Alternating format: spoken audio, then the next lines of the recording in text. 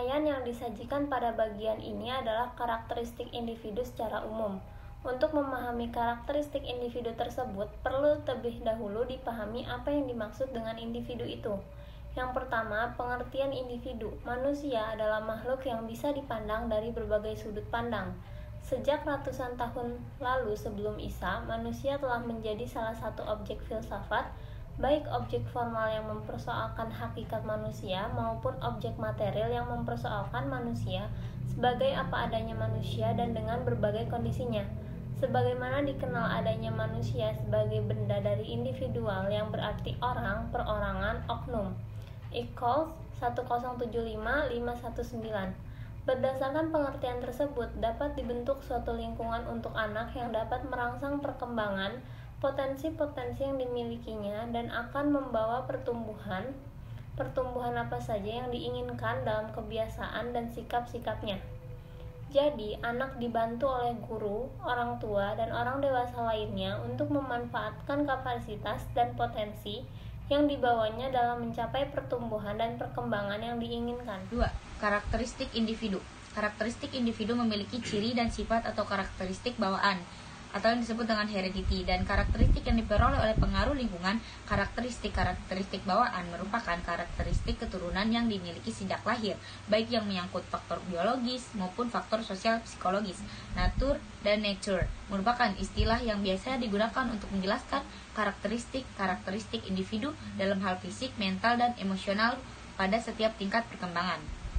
Menurut Kamus Besar Bahasa Indonesia 2008, karakter sifat-sifat kejiwaan, akhlak, atau budi pekerti yang membedakan seseorang dengan orang lain.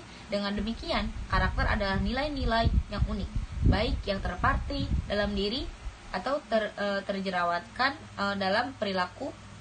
Kementerian Pendidikan Nasional 2010 menjelaskan bahwa karakter dapat dimaknai sebagai nilai dasar yang membangun pribadi seseorang, terbentuk baik karena pengaruh hereditas maupun pengaruh lingkungan yang membedakannya dengan orang lain, serta diwujudkan dalam sikap dan perilakunya dalam kehidupan sehari-hari. Sikap dan perilaku budi pekerti atau nilai-nilai karakter mengandung 5 jangkauan, yaitu hubungannya dengan Tuhan, diri sendiri, keluarga, masyarakat, dan bangsa dan alam di sekitar.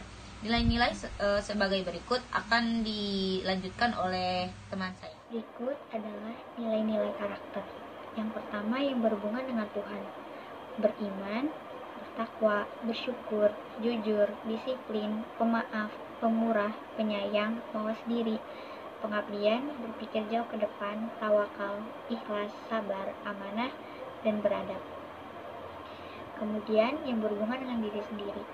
Bekerja keras, berani memikul resiko, berdisiplin, berhati lembut atau berempati, berpikir matang, berpikir jauh ke depan, bersahaja, bersemangat, bersikap konstruktif, jujur, berkemauan besar, dan kreatif. Yang ketiga yang berhubungan dengan keluarga. Ada cerdik, cermat, berkemauan keras, lugas, menghargai kesehatan, menghargai waktu, tertib, pemaaf, pemurah, pengabdian, ramah tamah, sportif, rela berkorban, berasa kasih sayang, dan tegas. Yang keempat, yang berhubungan dengan masyarakat dan bangsa. Bekerja keras, berpikir jauh ke depan, bertenggang rasa, toleran, bijaksana, cerdik, cermat, jujur, berkemauan keras, lugas, setia, jujur, setia, adil, hormat, sportif, susila, tegas, dan terbuka.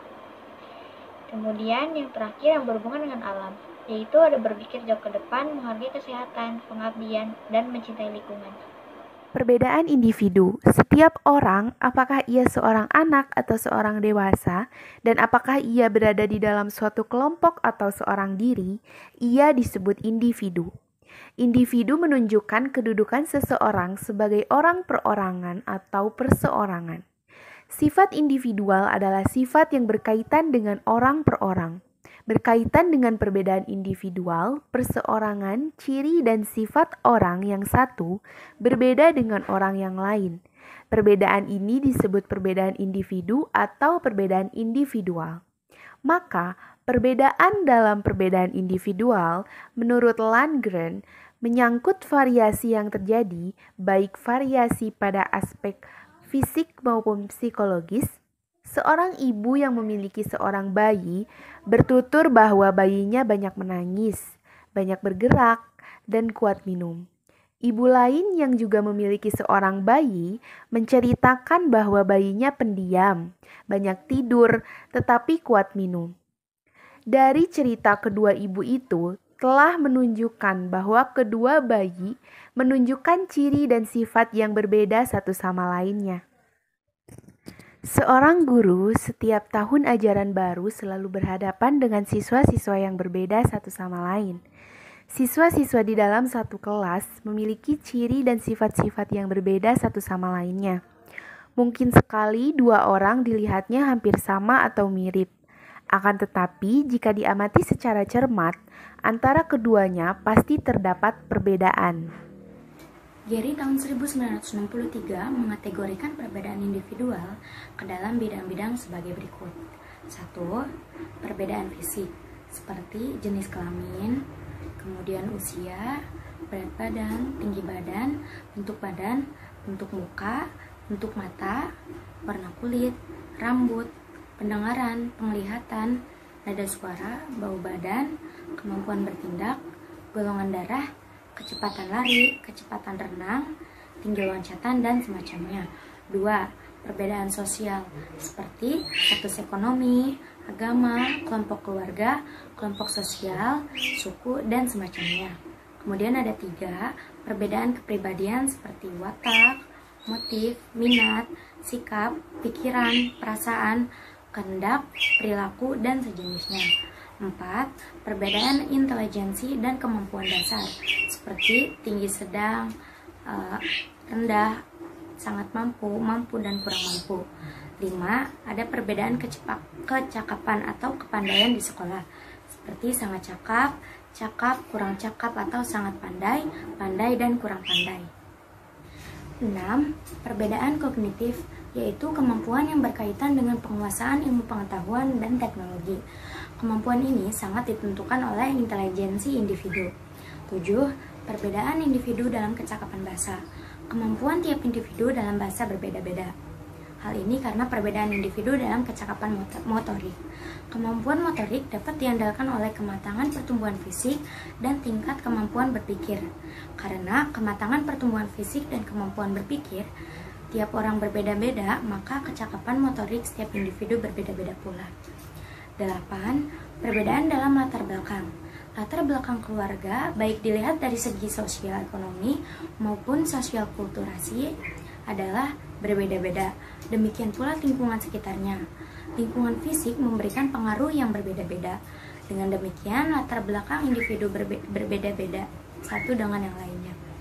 9. Perbedaan dalam bakat.